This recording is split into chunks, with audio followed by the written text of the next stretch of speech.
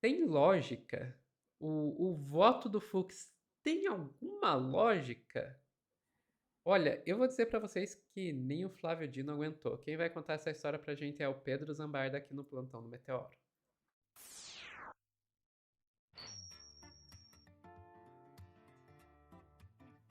Vai.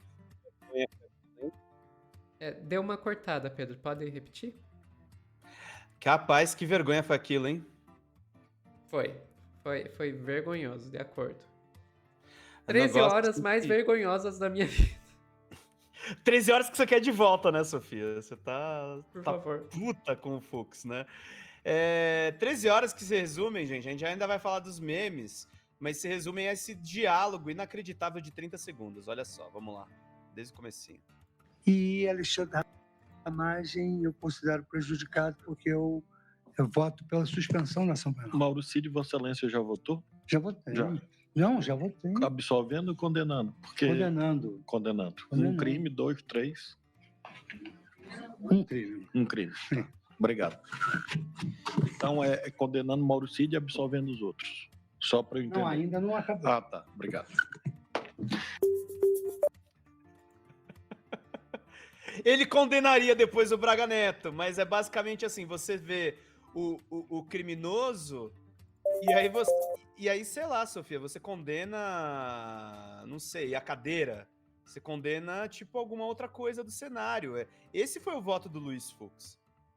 Esse foi o voto do Fux. Não tem pra tirar nem pôr. Que Augusto Condenou o dele... Mauro Cid e o Braga Neto, que significa que os outros não participaram de forma alguma. Então o Cid e Veja! o Braga Neto estavam tentando dar um golpe surpresa para dar o país de presente pro Bolsonaro, é isso? Nesse momento tá saindo as condenações. Saiu, por exemplo, do Mauro Cid, 2 anos de regime aberto. Eu discordo dessa condenação muito leve. Eu acho que o Cid tinha que ter tomado alguma condenação, mesmo condenação premiada. Atenuação de pena, Sofia, não significa absolvição. Só que, pelo visto, os caras vão para um negócio bem light mesmo. Agora, a sentença do Fux não tem sentido lógico. E veja, não é nem pro cara que é especialista em direito, gente. Noção lógica do mínimo, assim, para entender o que é o crime.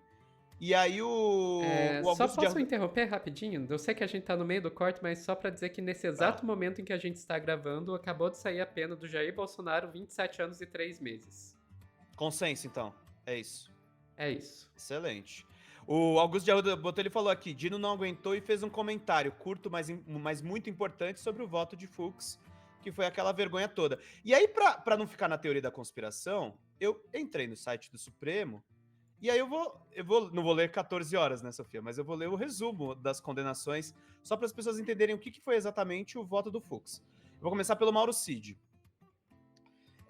Mauro Cid Fux votou para condenar o colaborador pelo delito de abolição do Estado Democrático de Direito. O ministro entende que a PGR comprovou que Cid concordava com a execução de atos criminosos e de natureza violenta e sabia dos planos Punhal Verde, Amarelo e Copa 2022 por ter participado de reuniões preparatórias, conseguido financiamento para sua execução e solicitado o monitoramento do ministro Alexandre de Moraes, uma das autoridades a serem eliminadas. Eliminadas por quê, Fux? Parece que o Mauro Cid queria matar o Alexandre de Moraes porque ele queria matar o Alexandre de Moraes, Sofia. Que ele estava ciente de reuniões porque estava ciente de reuniões. Almir Ganier, o ex-comandante da Marinha, foi absolvido de todas as acusações. Para o ministro, a PGR não apresentou provas da sua adesão a uma tentativa de abolição do Estado Democrático de Direito, e o fato de Garnier ter participado passivamente de reuniões e ter dito que colocaria as tropas à disposição não corresponde a um auxílio material concreto. Quer dizer, se eu botar os tanques pro Fux, tá tudo certo. O Fux que quer falar de arma? O almirante falou: se o senhor quiser usar os tanques, pode usar os tanques. Pra ele não é nada. Jair Bolsonaro, o ministro Luiz Fux votou pela absolvição do ex-presidente de todas as acusações. Segundo ele, os fatos narrados pela PGR não correspondem ao crime de golpe de Estado, que prevê a deposição do governante, pois o presidente na época era o próprio Bolsonaro. Para o ministro, também não foi possível dizer que os crimes praticados nos atos de 8 de janeiro de 2023 seriam decorrência de discursos e entrevistas do presidente ao longo do mandato. Alexandre Ramagem, para Fux, a ação penal em relação ao deputado e ex-diretor da BIM deveria ser suspensa em relação a todos os crimes atribuídos a ele e não apenas o que ocorreram após a sua diplomação, como decidiu a turma. Segundo o ministro, os crimes são permanentes, ou seja, continuam a ocorrer após a diplomação. Na parte não suspensa, crimes de organização criminosa armada, tentativa de abolição violenta do Estado Democrático de Direito e golpe de Estado, Fux votou pela absolvição.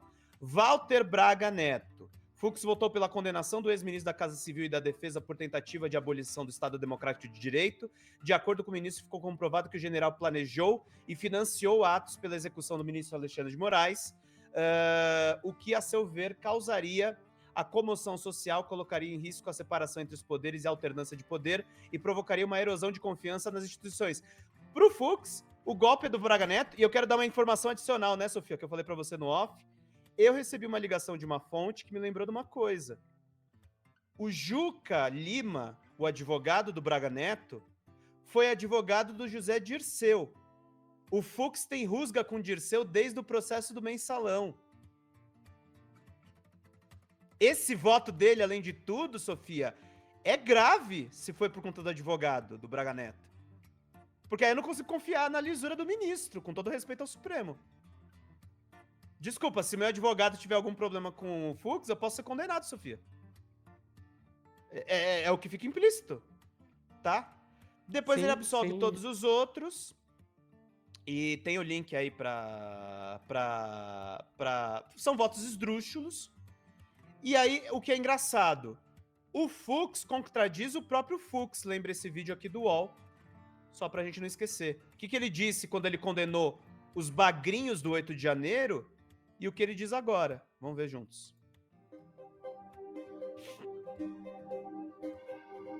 Eu acho que esses episódios contra a nossa democracia e contra o Estado Democrático de Direito, ele vai ser marcante dia após dia. Então, todos os dias serão dias da lembrança de tudo o que ocorreu. E, por isso, não se pode, de forma alguma, dizer que não aconteceu nada. A interpretação adequada do dispositivo exige que se preserve o princípio da lesividade, de modo a restringir a incidência da norma penal a comportamentos que apresentem perigo real à estabilidade dos poderes constituídos. Eu posso dizer que realmente nós conquistamos a democracia entre lutas e barricadas, pude vivenciar isso e vivenciei quão difícil foi nós alcançarmos esse estágio civilizatório do Estado Democrático de Direito. E tudo que se volta contra ele é repugnante e absolutamente inaceitável. Ninguém pode ser punido simplesmente por ser merecedor de pena, de acordo com as nossas convicções morais, ou mesmo segundo a sã consciência do povo, porque praticou uma ordinarice ou um fato repugnante, porque é um canalha, porque é um patife, mas só o pode ser punido quando tenha preenchido os requisitos daquela punição descritos no tipo, que é a hipótese legal de uma lei penal. De sorte que, à luz de tudo quanto aqui o ministro Alexandre expôs, porque era uma grande preocupação minha saber quem fez o quê numa denúncia extremamente ampla e muito bem elaborada. Isso é até uma blasfêmia dizer que o professor e jurista Paulo Gonet elaborou uma denúncia inepta, sem condições de imaginar isso. A devida vênia sustenta que, ao se recusar a reconhecer a derrota eleitoral de forma clara e ao não promover a desmobilização dos acampamentos, alimentou a insatisfação e o caos social, que culminaram nas manifestações violentas. Eu vou poupar vocês do resto do voto dele, mas dá para perceber, né, gente? Lá em março ele estava iluminado pelo espírito da democracia e agora em setembro ele está contaminado pelo golpismo, o que me leva a esse post sensacional do sensacionalista que está lá no ICL. Fux condenaria o piloto do avião do 11 de setembro e absolveria Osama Bin Laden, diz jurista. É isso. Não, mas é isso mesmo. É isso mesmo. É, o pessoal tá focando muito nas contradições do Fux, o que é válido, perfeitamente válido, mas o que mais me preocupa com o Fux não é nem as contradições, são os precedentes que ele abre. Organização criminosa não é organização criminosa a não ser que tenha usado armas. E é usado, não é nem ter armas, porque de acordo com o Fux, se não disparou, não tá valendo. Gente, pensa se a gente resolve aplicar isso pro resto da cidade, da sociedade, e é assim que funciona o direito, como é que seria? Uhum. Não houve até o próprio Xandão falou isso hoje, né? Quando ele mostrou o vídeo lá do Bolsonaro ameaçando ele no 7 de setembro. Pensa se é um juiz de primeira instância sendo ameaçado daquele jeito por um prefeito. Sendo que o juiz de primeira instância não tem a mesma proteção que ele.